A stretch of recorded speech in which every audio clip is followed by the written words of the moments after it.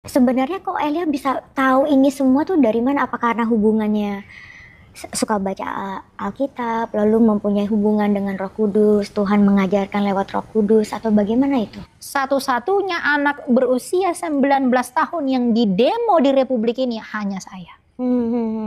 Nggak ada. Sejak berdirinya negara ini yang didemo anak umur 20 tahun itu hanya saya. Itu pun bukan karena kejahatan saya. Tahu nggak demo itu begini tuh apa? Penjarakan Elia Myren. Di Moi. Tahun berapa? Tahun ini? Tahun lalu. Masa? Saya podcast dengan Dr. Richard. Penjarakan Deddy Corbuzier juga. Masa? Dia bahas saya kan di YouTube. 666 itu kan orang banyak pahami vaksin ya. Kemudian ada plat mobil 666 itu antikristus, terus namanya dijumlah jadi jumlahnya 666. Itu menurut saya terlalu mengada-ngada. Banyak hal yang memuakkan tentang hal 666.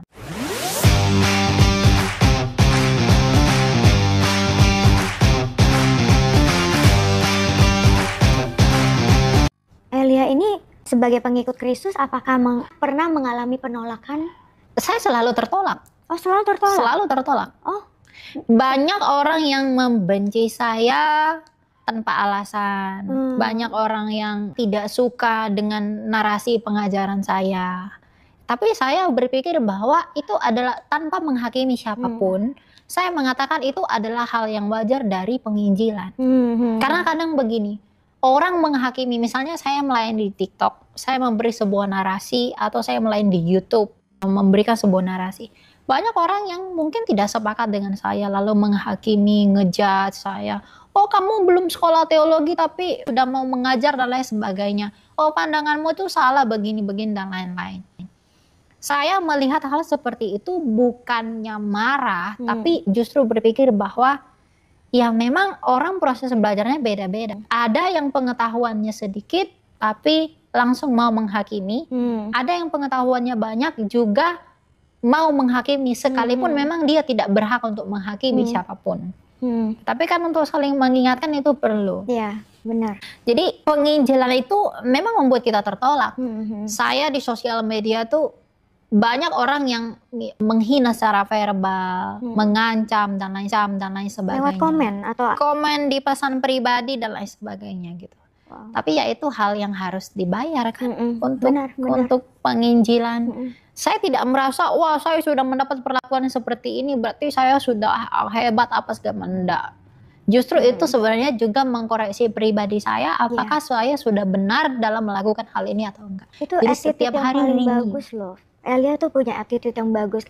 Karena seringkali kan kita kan ya Tuhan sedang mengajar kita, sedang disiplin kita, tapi attitude kita tuh hanya kayak seperti anak kecil kayak nggak mau terima. Banyak orang Kristen seperti itu kan. Kadang-kadang Tuhan izinkan hal terjadi seperti itu karena Tuhan pengen lihat attitude kita gimana sih, respon kita gimana sih dengan hujatan seperti itu atau gimana gitu. Itu sebatas apakah kita berhak menuntut. Injil itu menyinggung semua orang. Benar. Kadang gini. Kadang orang-orang mengatakan kepada saya, kamu tuh kalau ngomong tuh nggak usah terlalu keras. Itu takut yang lain tersinggung. Kalau dia tersinggung, biarkanlah dia tersinggung untuk sementara. Bukankah hidupnya selama ini menyinggung Allah?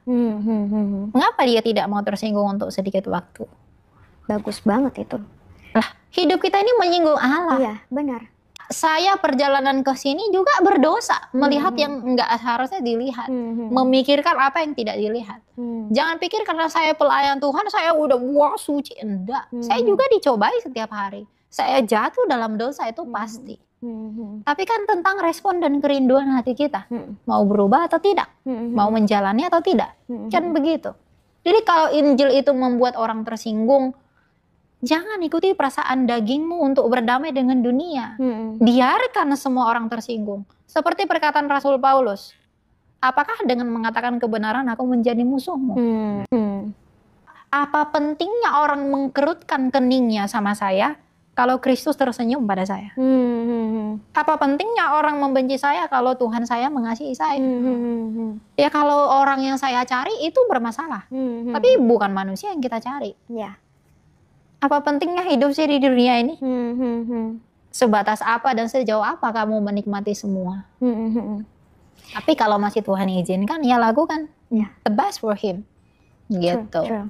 Tadi kan Elia sempat ngomong ada yang mempertanyakan kan Elia tidak pernah sekolah teologi, tapi kok berani kayak begini menginjili. Itu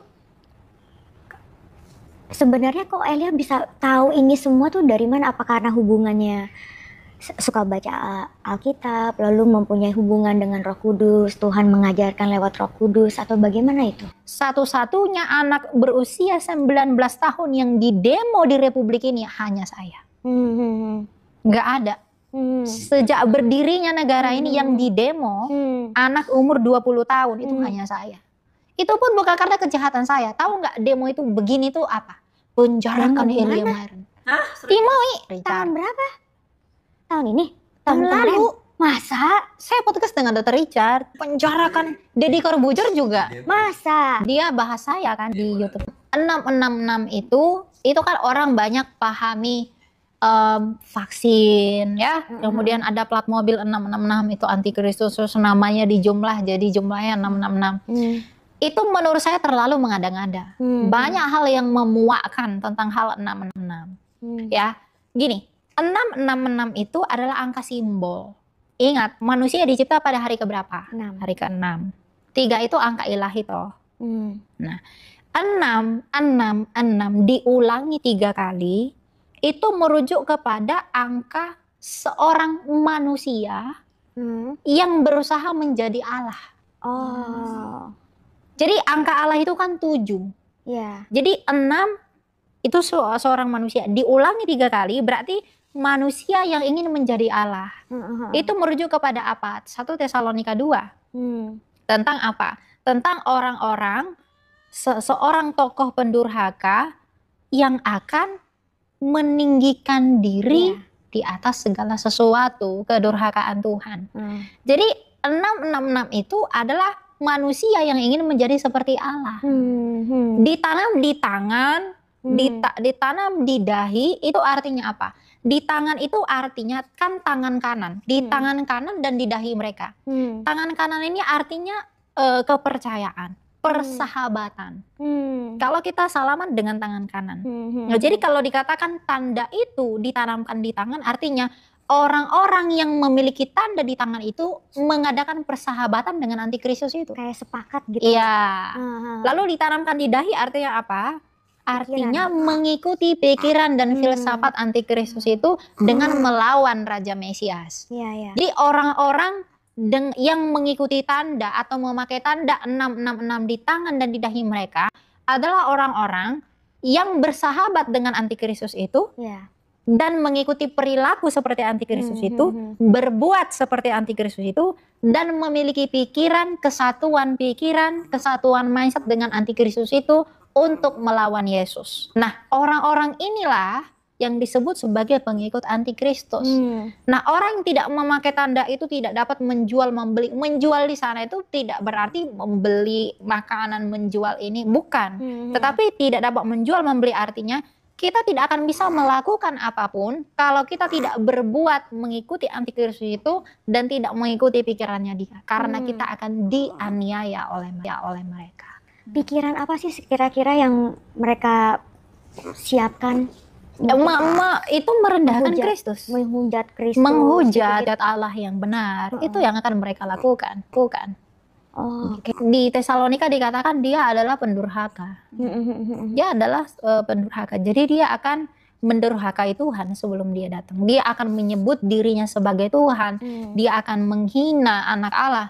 Dan dia bahkan akan menyombongkan dengan mulutnya yang penuh hujat, akan mengatakan bahwa Yesus itu bukan apa-apa, akulah Mesias. Berarti sebenarnya kayak kan sekarang ini lagi marah kayak kata ada gereja setan di Jakarta. Itu kan mereka kerjaannya menghujat-hujat Tuhan. Itu berarti part of... Itu bagian dari mereka. Jadi bedakan Antichrist and the Antichrist. Jadi sang Antikristus dengan Antikristus. Antikristus, Antichrist tambah S di belakang. Itu kan jamak. ya, plural. Ya. Dengan antikris yang bentuknya tunggal itu berbeda. Oke. Antikristus itu sudah ada sejak zaman Tuhan Yesus. Oke. Yaitu setiap orang di luar Kristus itu pasti antikristus. Tetapi ada di antikris, seorang antikristus. Itu adalah orang yang Itu nanti akan rule. datang. Oke. Itu kita belum tahu siapa. Udah mulai kelihatan nggak kira-kira? Belum ketahuan ya? Iya, tapi yang pasti dia dari kita, orang Kristen sendiri. Oh, bukan dari orang Yahudi ya? Bukan. Rasul Yohanes mengatakan kalau ia sungguh-sungguh termasuk pada kita, ia tidak akan meninggalkan kita. Dan dia akan melakukan pendurhakaan. Orang yang durhaka kan adalah orang yang sebelumnya mengikuti Kristus. Kemudian pada akhirnya dia murtad. Kan di Tesalonika dikatakan harus dinyatakan dahulu murtad. Berarti seseorang yang pernah mengikuti Kristus lalu murtad, lalu meninggikan dirinya atas Kristus, itulah antikristus. Itu katanya kan di antichrist ini nih kan nanti akan melakukan mujizat palsu. Betul. Kayak gitu-gitu tuh berarti benar ya? Benar. Karena dia pernah belajar karena dia pengikut Kristus sebelumnya. Mujizat yang dia lakukan itu pun bukan dari Tuhan, itu dari setan. Oh, dari setan. Kan si naga itu yang memberikan kuasa kepada si binatang itu sehingga mulutnya penuh hujat. Jadi ada setan yang di belakang dia yang menyokong pekerjaannya dia. Mujizat palsu, kesembuhan palsu, tanda-tanda yang palsu, meskipun itu mewahkan mata. Makanya orang Kristen tuh tidak boleh imannya didasarkan pada mujizat. Iya. Karena setan pun bisa melakukan itu. Iblis pun bisa jadi malaikat terang. Untuk membedakan tahu yang dari Tuhan atau enggak tuh dari mana ya? Dari buahnya. Tuhan Yesus dalam Matius 7 berkata, dari buahnya kamu kenal mereka. Buahnya apa? Apakah kamu dituntun kepada Kristus dengan prinsip yang benar mengikuti dia, atau bahkan malah dibawa jauh dari dia? Pengajaran palsu, pengajaran dari setan itu tidak seperti sebagaimana setan menunjukkan dirinya. Iya. Setan yang menunjukkan dirinya dengan bentuknya yang aneh-aneh itu setan bodoh. Dia akan buat bentuknya itu cantik, menyerupai yang ori, menyerupai yang benar. Tetapi di belakangnya ini nggak benar. Iya. Nah, pengajaran palsu pun seakan-akan terlihat benar, tapi sebenarnya tidak benar. 99% Iya. benar, 1%-nya salah. Kedengarannya benar, ikut Tuhan karena begini, baik segala macam. Akan menyebut Tuhan juga. Kan Tuhan Yesus berkata orang akan berseru kepadaku, Tuhan. Oh iya. Bukankah kami bernubuat demi namamu? Iya. Bukankah kami bermujizat demi namamu? Tapi Tuhan berkata apa? Hanyalah engkau semua pembuat kejahatan. Oke. Itu benar-benar harus beriman banget ya, harus bisa tahu. Bukan masalah berimannya sih. Memang iman itu yang menyelamatkan kita, tapi yang perlu dikoreksi dalam hal ini adalah apakah orang Kristen itu benar-benar mencintai Kristus?